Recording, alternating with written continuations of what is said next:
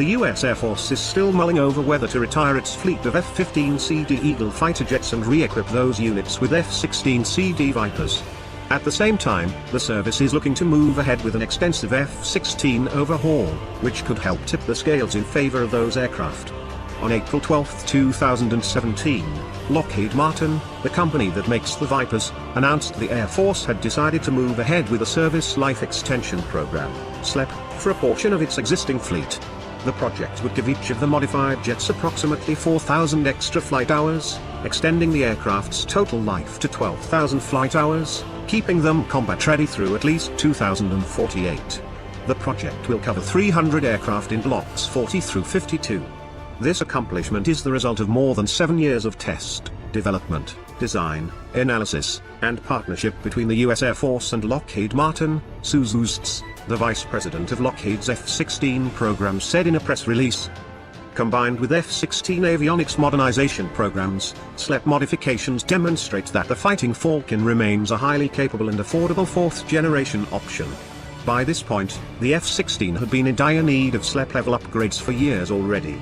In 2013, the Air Force blamed budget cuts for the decision to cancel scheduled upgrades and redirect the money into updating its F-22 stealth fighters.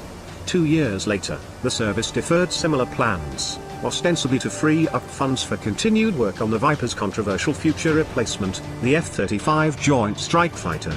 In December 2016, the Air Force Life Cycle Management Center, AFLCMC, announced it was once again looking for industry partners who might be able to do extensive work on the F-16.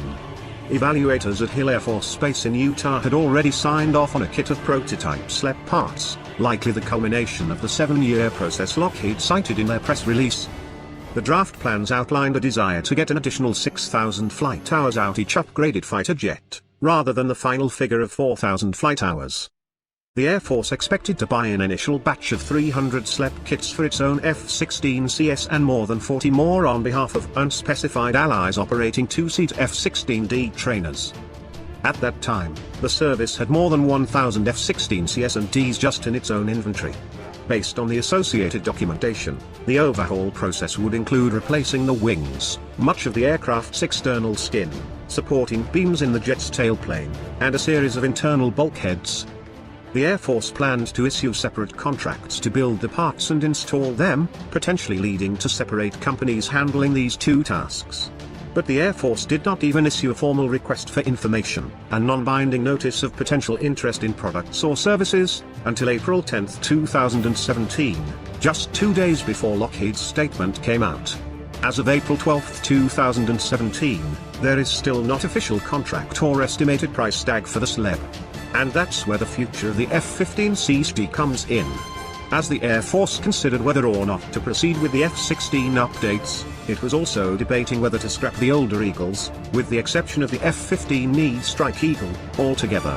Faced with an unprecedented shortage of pilots, uncertain future budgets, and the F-35's growing costs and repeated delays, the service had apparently been looking to save money by reducing the total number of different aircraft in its inventory. We do have capacity in the F-16C community to recapitalize that radar to serve the same function as the F-15 has done and thereby reduce the different systems that we have to sustain and operate, Major General Scott D. West, the Air Force's Director of Current Operations, said at a House Armed Services Committee hearing on March 22, 2017. Chairman Joe Wilson, a South Carolina Republican, had started the discussion with a question about the state of the plan, catching defense experts and even many of his fellow committee members off guard. This was the first time the service had discussed the previously internal pre-decisional proposal in public. By the end of the meeting, there was a real concern the Air Force was already on its way to retiring the Eagles for good. It was an especially shocking development, since another extensive upgrade program was slated to give the entire fleet of F-15CDs, approximately 179 aircraft, not counting those set aside for training duties, decades more service life. A number of the jets had already received fast scanning, state-of-the-art and APG-63V3 active electronically scanned array, ASA, radars as part of an earlier refit program. The Air Force insists it hasn't made a final decision on the plan. If it did decide to retire the Eagles, that probably wouldn't begin until sometime in the mid-2020s, either. We're looking at all options all the time because until we get a budget, it's really hard to plan, Air Force Chief of Staff General David Goldfein told reporters during a talk at the Heritage Foundation think tank on April 12, 2017. I actually haven't made a decision on any of the aircraft. We're going to keep the F-15C around at least until 2020. However, if cost is the major factor, an Air Force decision to finally go ahead with a SLEP for its F-16CDs could indicate the service was leaning toward gutting the Eagle fleet or might just help push it in that direction. Based on what has happened in the past, spending money on F-16 improvements could easily mean cuts to funds for F-15 updates. The Eagles are due for a massive, costly overhaul themselves, which could add even more impetus for sending them to the boneyard. A SLEP for the F-15CDs would likely include needing to replace each aircraft's entire center fuselage section, the wings, and numerous other components. The final cost of such a proposal could be between $30 and $40 million per aircraft, Air Force General Mike Holmes, head of Air Combat Command, told Aviation Week at the end of March 2017. In August 2016, Boeing received more than $250 million just to stress test both F-15CD and F-15E aircraft in order to figure out exactly what sections might fail and when. In the Air Force, we need capacity, because we're in high demand, whether you want to talk about what we're doing in the Middle East or whether you want to talk about what we're doing in the Korean Peninsula, or what we're doing forward in Europe, Goldfein said. The way I look at it is not going to be about this platform versus that platform. It's going to be how do we network these capabilities together to be able to do the mission that the nation is asking us to do. Most importantly, to at all match the F-15C's air-to-air capabilities, the F-16CS would need their own AESA radar. Lockheed has already developed a version that might fit the bill, the F-16 Volts, which features the APG-83 scalable agile beam radar among a host of other avionics improvements. On top of that, the company is selling these as an upgrade package for older models.